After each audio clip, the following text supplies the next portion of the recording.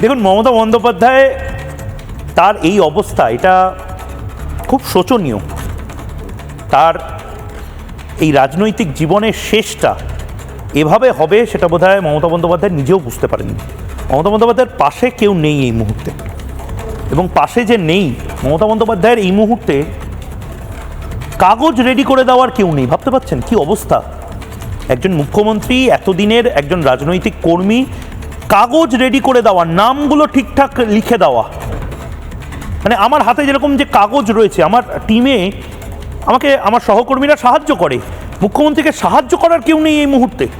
কানাইলাল আগরওয়ালের প্রতি মুখ্যমন্ত্রী মমতা বন্দ্যোপাধ্যায় যেভাবে রেগে গেলেন, যে ফ্রাস্ট্রেশনটা বেরিয়ে এলো মুখে, এটাই গোটা তৃণমূল কংগ্রেসের সামগ্রিক চিত্রটা বলে দিতে পারে। তৃণমূল কংগ্রেস এখন স্নায়বিক লড়াইও লড়ছে না, তৃণমূল কংগ্রেস লড়াই লড়ছে ক্যামেরার সামনে যাতে নিজেকে স্বাভাবিক লাগে। ঝড় চলছে, ঝড় বইছে তৃণমূল কংগ্রেসের অন্তরে।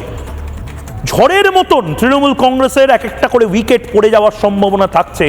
মমতা বন্দ্যোপাধ্যায় আর কতটা সামলাবেন?